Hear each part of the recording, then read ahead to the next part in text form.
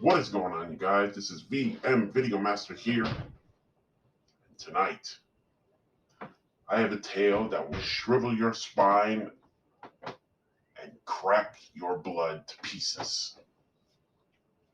It's about a young girl who loves the supernatural and just loves cemeteries.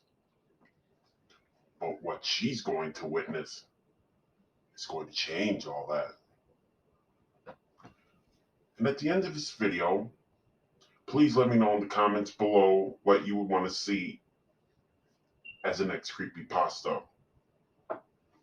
So please enjoy this video of The Blood Keeper. I live in a small but lively town in Massachusetts. Its local legends have fueled my love affair with the paranormal. It's a subject that fascinates me to this day. Coupled with insomnia, this passion led me to spend many a late night at the town's cemetery on the off chance I might see a ghostly apparition while walking through to pass the time. Unfortunately, most of these outings were unfruitful. Void of all activity, supernatural or otherwise, I gave up on my dreams, stealing a glimpse at what comes after, but kept visiting the graves anyway, a place where I could collect my thoughts when sleep eluded me. One night, however, something changed. It was a dark spring evening. I was bored, couldn't sleep, and felt the need to do something outdoors in the cool night air. As it so often did, the local graveyard called out to me, begging me to frolic within its gates. I obliged, unable to fight the alluring promise of its peaceful nature. It was the only place I could truly relax. After a couple of hours there, I decided on one last stroll along the headstones in an attempt to become tired before heading home. Upon starting my walk, I noticed something. There was a light on in the groundkeeper's shack. It wasn't like him to be working so late. This wasn't completely out of the ordinary. However, until you factored in a large gaping hole nearby big enough for several caskets, it was a miracle I hadn't fallen in earlier in the night. Curious as to what the old man was up to, I crept over to the shack, making my way to the busted window on its side. What I saw was strange. Inside were 9 men wearing tattered blue shrouds, partaking in a makeshift feast. The main course was an oily red stew with a horrific smell that permeated the shack's walls and vented up my nasal passages, tempting me to gag. The men winced when putting to their lips, save for 3, a tall man at the end of the table and the 2 sat beside him. When the feast was over, this tall figure stood up and addressed the room. "Hello, newcomers. I hope dinner has been to your liking." He spoke with a firm voice. It resonated throughout the shack and beckoned me even to listen. "Now that our bellies are full, Elijah will explain the rules of your impending trial." I listened closely. It seemed the men in the shack were part of a collective known as the Bloodlights.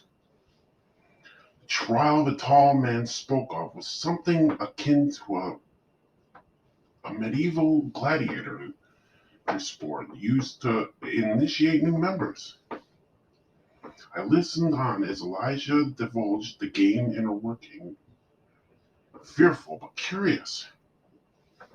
2 teams were dispersed to opposite sides of the cemetery, each consisting of 4 members, 3 blood runners and 1 blood baron. The initiates would be the runners, and the tall man's henchmen would act as barons. 3 was one more participant to be discussed, the tall man himself. He was the blood keeper, though not on either team. He was the most crucial facet of the game. He kept and guarded what was referred to as the blood. I gathered that this referred to as the red amulet hanging from the keeper's neck, as he firmly clasped it every time the word blood was uttered. The job of the runner was to retrieve the blood from the keeper. The barons acted as counsel, overseeing each team and helping where needed. After Elijah finished his lecture, the blood keeper took over. Within every wound there is blood, with every drop of blood. There is solace without death, that cannot be no light. The keeper opened a large cupboard in the corner of the shack, revealing a woman, bound and gagged, futilely attempting to cry out for help. My heart sank. This was not your normal, run-of-the-mill cult ritual. I had to find help. But what if they heard me? Unable to nail down my next course of action, I was immobile, frozen in fear. The blood keeper continued. The light of blood can only be seen in death.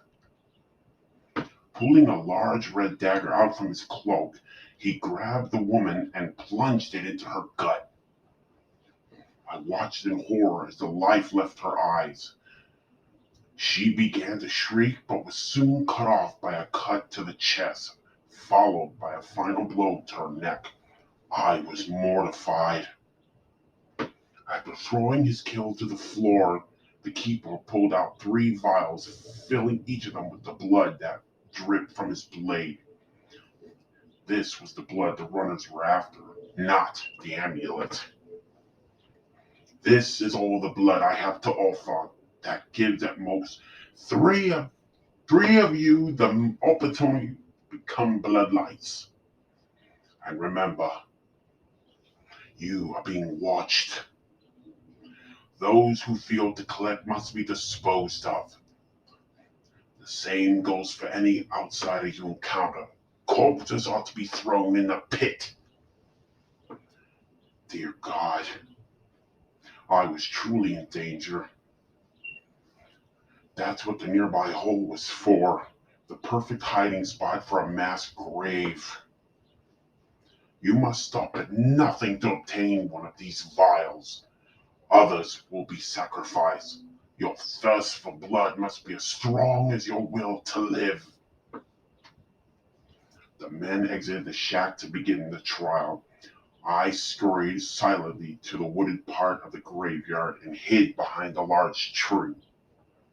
Not wanting to end up like that poor woman, I just needed an opening to escape without being noticed. Glancing out at the cemetery, I saw a runner knelt before a grave, eyes closed.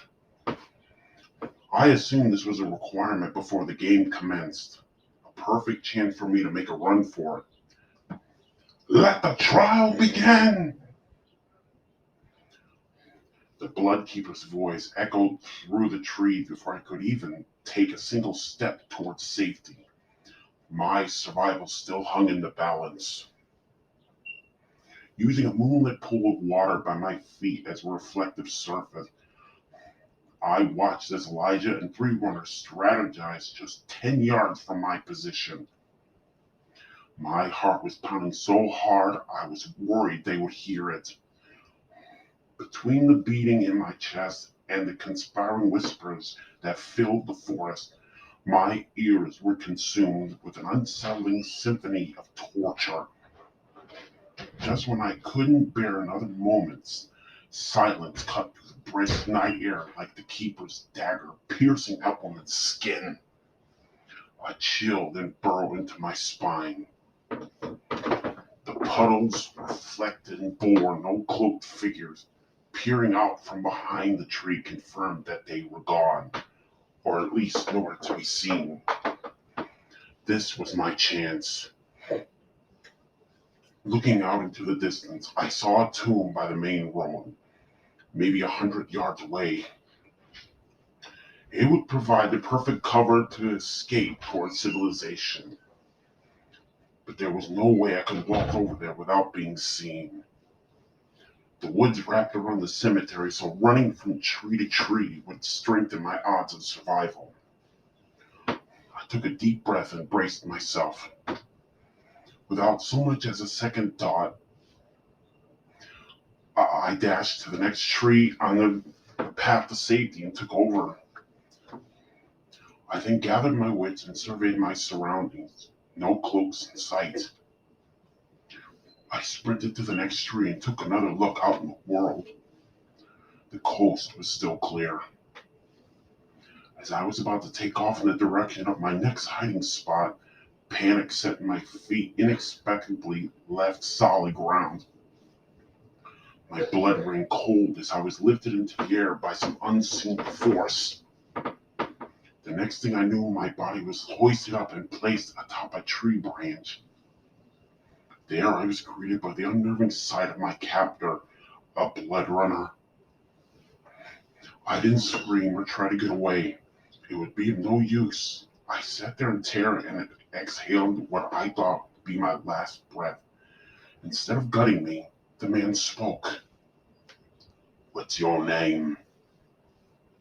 I was too shocked to respond. "Come on now, who are you?" He spoke clearer this time, revealing a slight English accent. "Look, I noticed you at the window over there, eavesdropping. If I wanted you dead, I would have killed you then. I want you to help me." "Help you?" I asked. "Yes, I'm going to use you to my advantage. I take it you know what we're doing here, and you know the rules of the game." I nodded slowly, still shook. "Good. With you, I might be able to turn the tables and get the upper hand." I was frightened, but I calmed down enough to focus on the runner's plan. "See that tomb over there? That's where the Blood Keeper is." My stomach turned to think this guy may have just saved my life. "I need you to go over to the tomb and open the door slowly. The Blood Keeper will surely take a swing at you. Just as he's about to end your life, I'll swoop in and end this." "But why?" I asked. "That's not part of the game." "Right you are. You're not concerned for yourself with the why. Just know that if you don't do as I say, I will kill you myself. Now get going." The man gave me his cloak for protection and pushed me out of the tree. I didn't want to risk facing the Blood Keeper, but I didn't want to perish at the runner's hands either. My fear of dying kept me from deviating.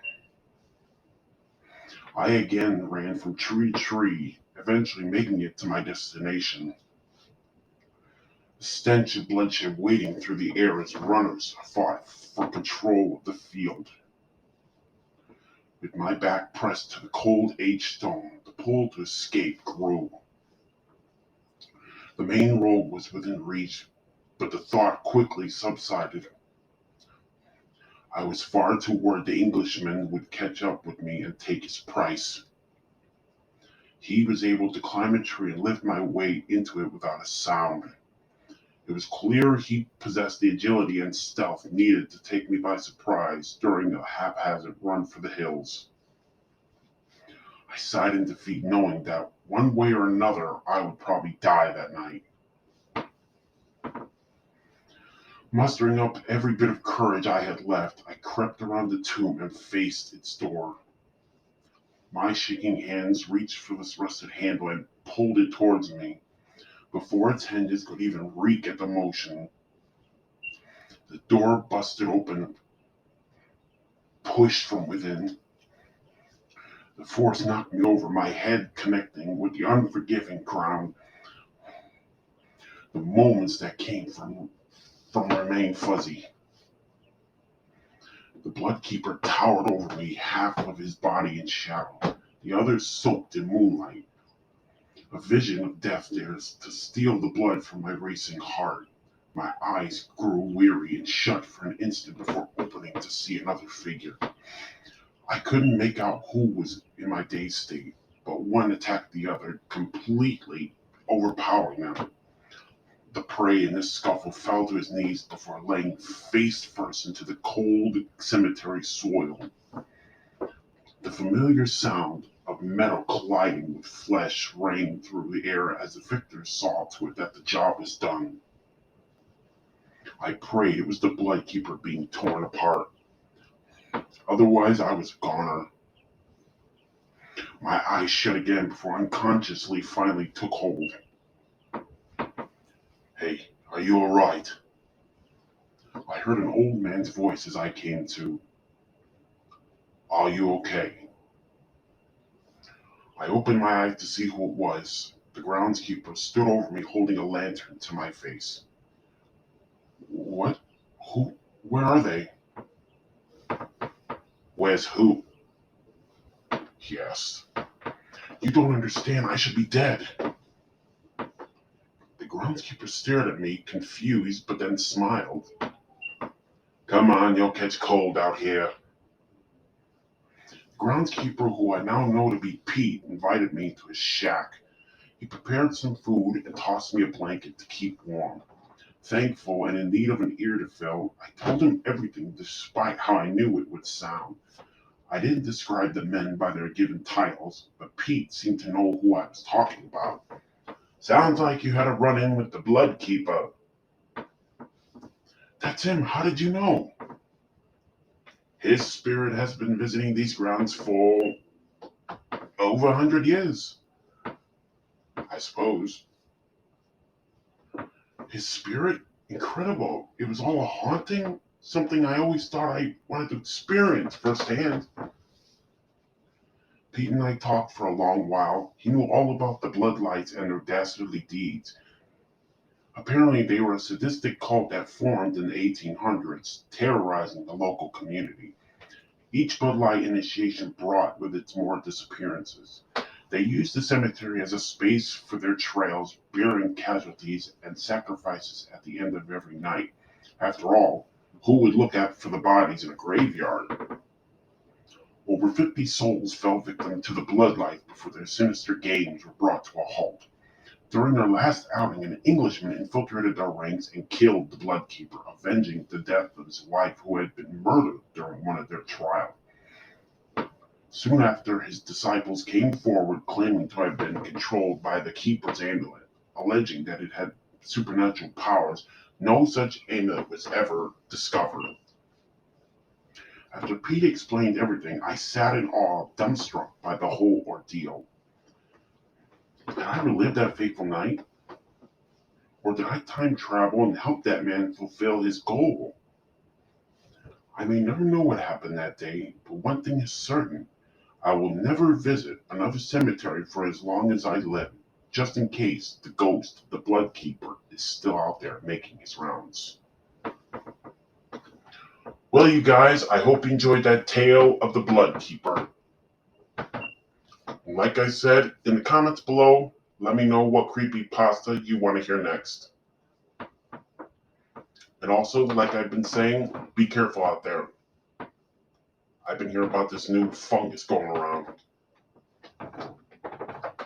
And also, if you enjoyed hearing this voice, this real deep voice, let me know in the comments below what you think. Anyway, like I always say, I will see you in the next video.